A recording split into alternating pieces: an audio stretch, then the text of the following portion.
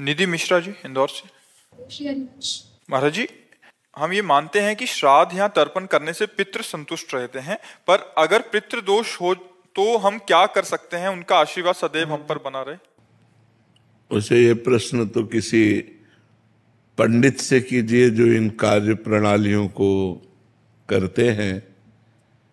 हम ये जानते हैं कि समस्त दोषों से मुक्त होने के लिए, समस्त ऋणों से मुक्त होने के लिए, देव ऋण, ऋषि ऋण, मातृ ऋण, पितृ ऋण, गुरु ऋण, समस्त ऋणों से मुक्त होने के लिए और समस्त दोषों से मुक्त होने के लिए एकमात्र भगवान की शरण लेकर यदि हम नाम जपते हुए अपने कार्यों को करें, चाहे वो पितृ तर्पण हो, चाहे वो श्राद्ध हो, तो इससे सब दोष मुक्त हो जाएंगे, सब पितरों का कल्याण हो जाएगा।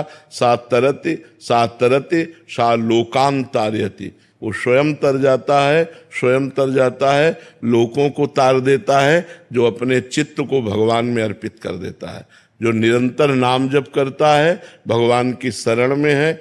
ये उपाय तो हम जानते हैं, लेकिन अब जो शास्त्रीय पद्धति से पितृ तर्पण श्राद्ध ये कभी करवाया नहीं है, बाबा जी रहे हैं, तो किसी आचार्य पंडित जो करवाते हैं उनसे पूछ लीजिए। और अगर सबका टोटल पूछ रहे हो कि कैसे कल्याण हो, तो एक उपाय है, सर्वधर्मान परित्यज्य मामेकम शरणम ब्रज अहम त्वाम सर्व पापेभ्यो मोक्षयिष्यामि मा शुचा। भगवान कह रहे हैं, राष्ट्रपति हैं, मुकदमा हार गए, फांसी की सजा हो गई, तो एक उपाय है, राष्ट्रपति माफ कर सकता है, दूसरा ले। तो भगवान अखिल ब्रह्मांडों के अधिपति हैं, उनकी शरण में होकर नाम जप किया जाए, सर्व मंगल हो जाएगा, सर्व मंगल हो जाएगा। तो इसलिए हमारे तो यही उपाय पता है। अगर और छोटे मोटे उपाय जानने हो तो किसी आचार्य से मिलो जो आपको ऐसे उपाय बताए, हमको तो इसका ज्ञान है नहीं जी। अजीत दुबे जी, राधा वल्लभ श्री हरिवंश। महाराज जी, क्या नाम जप करने से बिगड़े हुए कार्य में सफलता पाई जा सकती है? बिल्कुल बिल्कुल, यही तो एक उपाय है जो बिगड़े हुए कार्य को संभाल दे, यही उपाय है, दूसरा कोई उपाय नहीं। भगवान का नाम जब सब बिगड़ी बना देता है, आप जप के देख लो।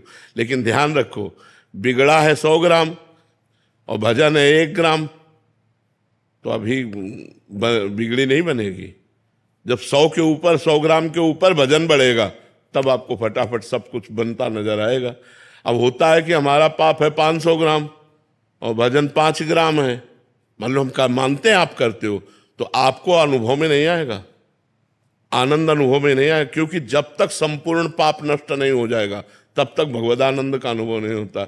इसीलिए कुछ लोग थोड़े दिन भजन करते हैं और देखते हैं कि लाभ तो मिल नहीं रहा, नुकसान हो रहा है। नहीं, भजन तो लाभ दे रहा है, वो आपके पूर्व पापों का नाश कर रहा है, आपका मंगल कर रहा है। भजन कभी व्यर्थ नहीं जाता, अविनाशी परमात्मा का सुमिरन भजन कभी व्यर्थ नहीं जाता। इसलिए नाम जप करो, बिगड़े काम बनेंगे, पर संभल लो। हम इस बात को दिमाग में बैठा लो कि जितना तुम्हारा गलत आचरण, जब तक वो नष्ट नहीं हो जाएगा तब तक आपका मंगल नहीं होगा। पुण्य कर्म के बस थोड़ा सुख आ जाएगा, पाप कर्म के फल दुख आ जाएगा, लेकिन जो मंगल है एक बार शुरू हुआ तो कभी अमंगल नहीं होता जीवन में। ध्यान रखना, अमंगल होते होते मंगल हो जाता है, दिखाई देता है ये अमंगल हुआ, मंगल हो गया। कई बार हमने कहा कि तलवार आएगी, वो गले तक और वो हार बन जाएगी, वो तुम्हारी गर्दन को नहीं काट, सीम की चाप सके को तासु बड़ रखवार रमापति जासु, पर इतने में तो हालत खराब हो जाएगी। बस उसी में हालत खराब ना हो तो वही भक्त है, वही भगवान का भक्त। बड़ी कठिन बात है ये, बड़े लीला बिहारी भी हैं, बड़े लीला बिहारी। हरी तेरी गति लखना पर है, सारा खेल उन्हीं का चल रहा है। ऐसे हो जाओ और भगवान का भजन करो तो निकल जाओगे। नहीं, ऐसी ऐसी समस्याएं, ऐसा प्रपंच, ऐसी माया की दुर्गति किए हुई है, जीव की दुर्गति की हुई। थोड़ी थोड़ी सी इंच इंच जगह में भाई भाई को मारे डाला, थोड़ी सी वासना में पति पत्नी के बीच में मन मुटाव, पति पत्नी की हत्या, क्या क्या सब संसार में हो रहा है। अरे भगवान की शरण में हो जाओ, बुद्धि शुद्ध हो जाए तो बच जाओ, नहीं पता नहीं कौन सा पाप कहाँ करवा दे माया। और निरंतर नाम जप करो, तभी आनंद के अनुभव।